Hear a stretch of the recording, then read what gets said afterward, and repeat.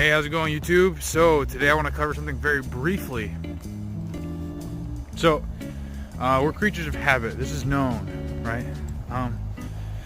There's very intricate ways of changing our programming to be habitual in certain respects, and the respect I'm talking about is changing what our roster or repertoire of habits are, right? So the way we can do that really is learning how to master two things, which I've covered, but we'll go ahead and shorten them up here. So you want to make sure that you learn how to both meditate and go to flow on command, right?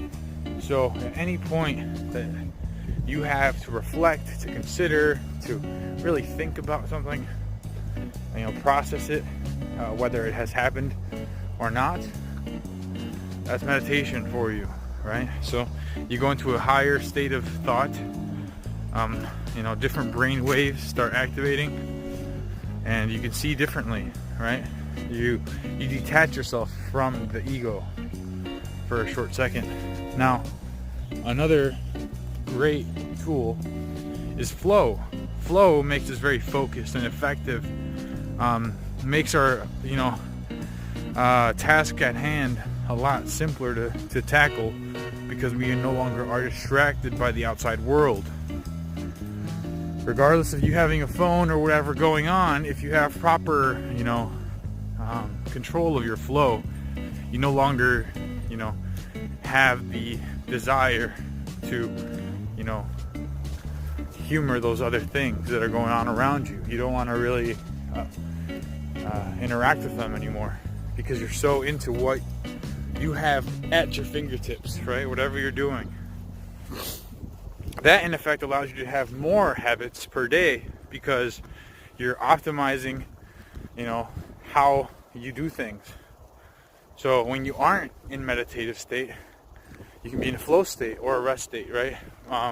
Is a third option, which is also a huge tool to do effectively, right? Learning how to properly rest, which will allow you to do things again a little bit more easily, or effectively, or even cheerfully, which does add to our energy levels. We bounce it off of other people, we feel good, and then that helps us get through the next task. Versus if you feel drained and you feel down, people start telling you like, oh, this sucks, man.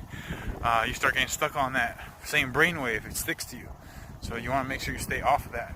But now, covering the other part of the video that we've got that out of the way, is breaking habits, right? So sometimes we develop great habits, other times we develop terrible habits.